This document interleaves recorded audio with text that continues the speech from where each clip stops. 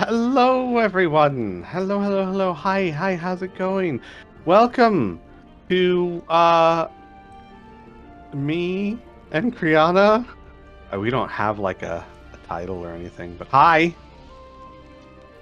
Why don't we have a title? I shouldn't cuss like right in the first I introductory. don't care. I'm not monetizing this stuff. All right. So everyone, welcome. We're going to be playing Welcome. Baldur's Gate 3 before. We're gonna be playing Baldur's Gate 3 before. I hate you. I hate everything about you. You missed this! Don't even. Live! We are going to be playing Baldur's Gate 3. I should stress to everyone, this is...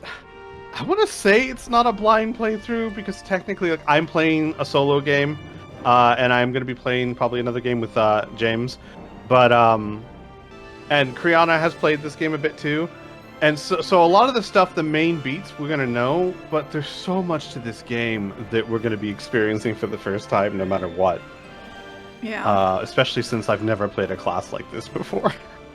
I picked a class I would never ever normally play. So, there's that. Yeah, Heart Swator vibes. Yeah, kind of. Yeah. Like I was actually telling everyone in Discord, like I can't promise you that Swator will ever end. That ship has sailed. But we could do Baldur's Gate 3. Yeah. Yeah. We could just start a new one, and then we can have a new one. People are like, "Are you ever gonna finish?" We need to stop this right before the final boss and just... Yeah. That, You'd be like, "Oh, I'm done. I got my fill." It happened twice where we, in both Swator campaigns, we were like on the last planet. We just stopped. Yeah. Couple of rules that we're going to go by here. And these are not things I've discussed with Kriana before, so we're going to hash them out right here. And Oh, okay. no spoilers. I think that's an easy one. Oh, yeah. While we are going to be ahead of where we are here, but still, no spoilers. I'm going to turn the game volume down a tad. I am thinking no save scumming, like no reloading, with the exception of if we're both like, this is a terrible outcome, I feel legitimately bad about this, and I really want to reload it. Yeah. Short of that, we live with our consequences. Come to an agreement whenever we can on a conversation. So like my thinking is, if you're just having a conversation and you're just choosing a dialogue response, choose whatever your character would say. If we're making a choice, like attack or not attack, or be quiet or loud, or something that will change the course, we agree before it happens. Does that sound fair? We try to, and Yes.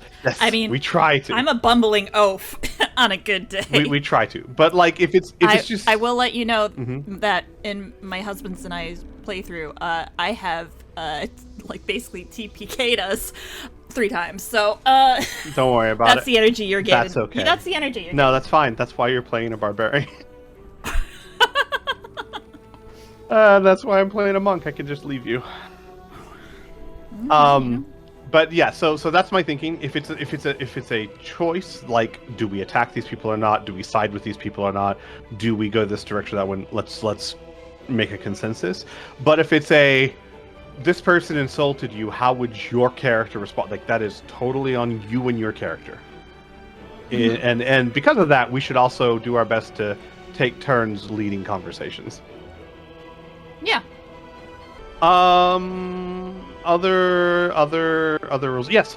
I feel like we should do our best to not take long rests until we really need them, or we're pretty certain we've got a really tough fight ahead of us. So, like, it is possible in this game to just long rest every 10 minutes. Like, there's a lot of camp supplies. It's not that hard.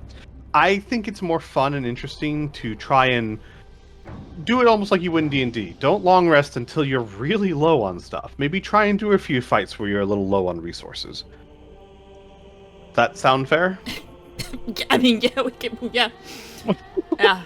It's your funeral. I mean, it's fine. No, it's cool. Listen, it's cool. this is a soft rule. If I feel like we're gonna die, we'll long rest. Question for you both. Do you want to know about hidden magic rare items? Are those considered spoilers? That's a good question. I'm curious as to your thoughts. So if someone says, hey, in this room there's a secret door with something behind it you really want, Are we okay with that, or do we not want that? Well, we are, without getting into the initial spoilers of the game, our hive mind. Chat is part of our hive mind. Oh my god, that's true, because chat might be able Did to vote on conversation I options. just made this canon. So why don't we do this? If you make it as vague as possible, don't tell us what we're gonna get, right? Just say there's a cool item in this room. You'll want to go look for something. Like, I think we're okay with that. Don't spoil story. Story is the big one. And I mean by that too, like, don't say like, ooh, you want to go this direction because there's a secret entrance that'll make this easier. None of that. Let us fail or find that on our own. But if it's like you want to unlock that door, there's some good shit in there. Yeah, sure. Yeah, why not? You're part of our hive mind, which gets me to the other option. The other point is that I should have this game integrated with Twitch, unless there's something else I need to do. It says it's integrated with Twitch, which means in theory you should be able to see our character sheets and when we allow you to vote on conversation choices for us. So there might come a time when, one, we don't care and we're just curious what you want to know, what you say, what you think, or two, we can't decide and we throw it to the peanut gallery. But that does technically make you part of the hive mind, and you'll understand very quickly. But there is an in-game reason why Kriana and I can speak to each other in our heads. That's right. And to me, it is completely canon. If we're spending 5 minutes trying to decide on something, our character is standing there looking at the NPC for 5 minutes saying nothing. That's canon in-game. We're just talking in each other's heads. Yeah. So, with all that out of the way, let us start a new game.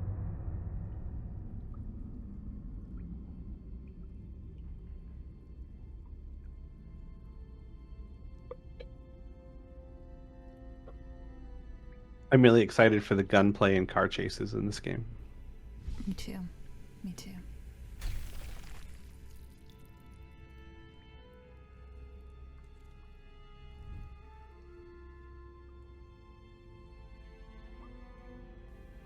Don't wake the baby.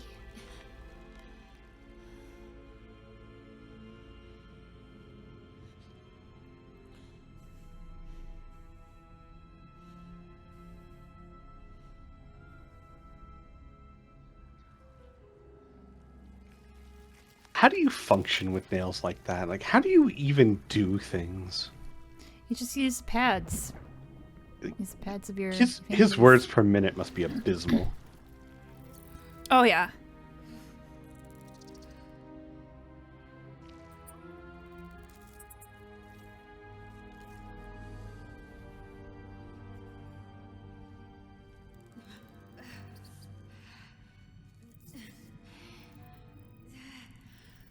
Now, I will admit, this is not the optimal hole to go through. Right, there's the ear. Wrath of Khan got it right. Yeah. I mean, yeah, there's a few that I would say are more of a... Hang on. I got you that one. You that one, please. I suppose it depends on which letter you choose. Ah! Oh, that's fun. That's fun. It's like fun. Like spicy eye drops. Yeah. Okay. So, I'm not resetting tutorials. Let's do this because we have backstories for our characters. Kriana made a video for hers. I will probably make one for the YouTube. Oh, I'm not recording. Well, the first video I'll just download from Twitch because I forgot to record.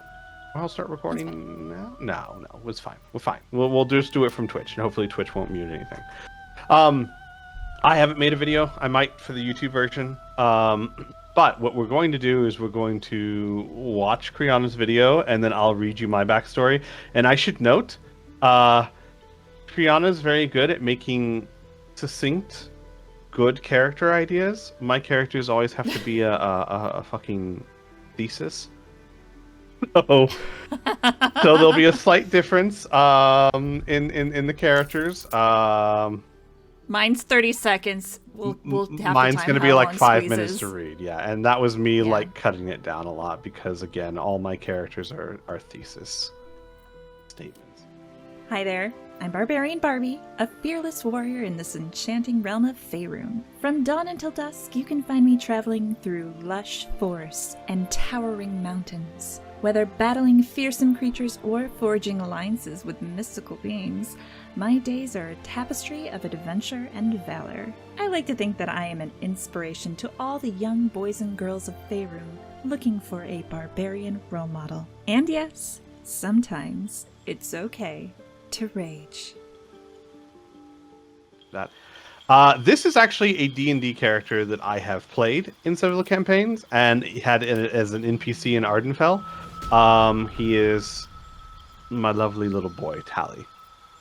Um, Tally the gnome was enslaved by orcs at a very young age. He grew up mending their clothes, cooking their meals, and getting treated like scum. He was terrified by the orcs every day and grew into a very timid teenager. One day, an elderly man wandered into the orc clan's cave looking for shelter from a storm. The orcs came upon him, and he was writing a book. Tally watched the fight from afar as the old man exploded in a flurry of form and grace. It turns out he was a traveling monk and more than the orcs bargained for. Seeing Tally, the monk took him under his wing. In time, Tally learned that the monk was the author of a series of books called The Crimson Tiger. The main character was an over-the-top hero of justice that always arrived in the nick of time to deliver a cool speech before defeating evil. The monk explained that he knew it was silly and unrealistic, but it made the old man smile to think his stories could perhaps inspire someone to do great deeds someday. The series of books is known, but no one takes it seriously. At night, by the campfire, the monk would read books to Tally, who could not read, and he fell in love. The Crimson Tiger became Tally's hero.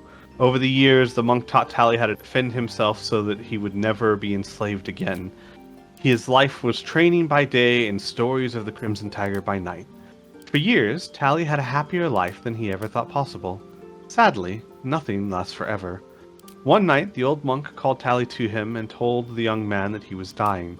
He gave the heartbroken Tally a gift, a beautiful book full of nothing but blank pages.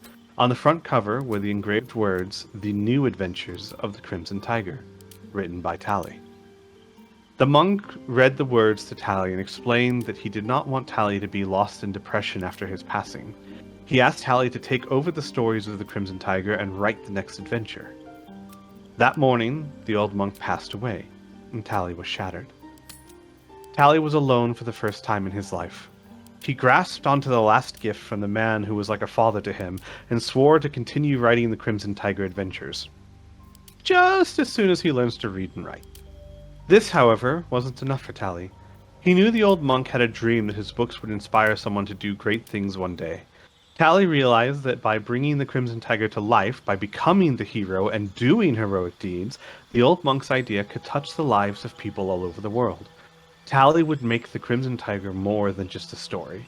He would make the Crimson Tiger a famous and respected hero of justice and record the real-life adventures in his book. Then, one day, when he saw the old monk again, Tally would be the one telling stories.